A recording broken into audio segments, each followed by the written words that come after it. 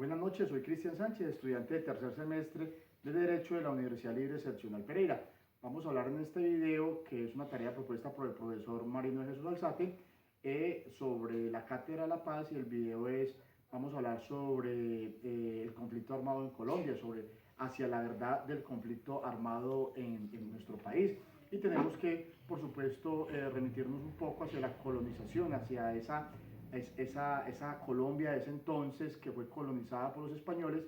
y cómo todo ese desarrollo cultural, esa mezcla entre españoles y indígenas que tenían, por supuesto, el poder y la tierra aquí en nuestro país, pues fue desatando unos primeros órdenes sociales en nuestro territorio, y eso fue dando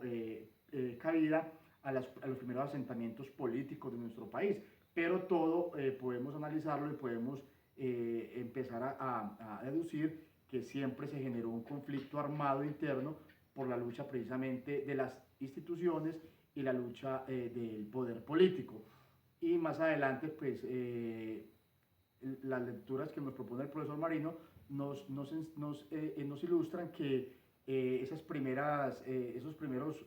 grupos políticos, pues también tuvieron mucho que ver con la formación del conflicto armado, de grupos insurgentes, de guerrillas, que se iban armando paralelamente, precisamente para también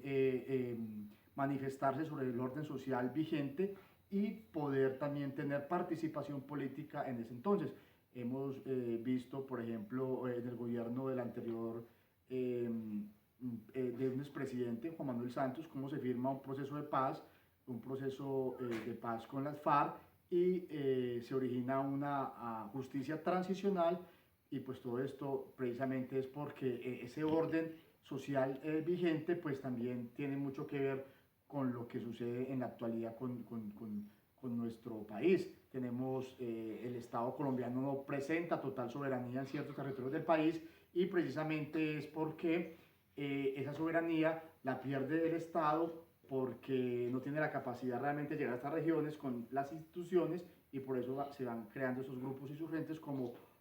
forma de manifestarse en contra de las políticas estatales de los gobiernos de turno o del Estado colombiano como tal. Entonces vemos también que tenemos que nosotros empezar a mirar la modernización, la globalización, el capitalismo, pues también tiene mucho que ver con la formación de estos grupos subversivos y grupos guerrilleros, que de todas maneras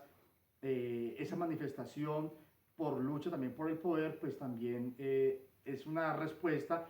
por las nefastas políticas de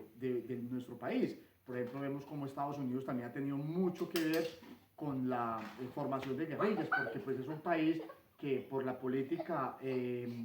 capitalista pues hace que ese capitalismo llegue a regiones como la nuestra, como Colombia, y pues también eso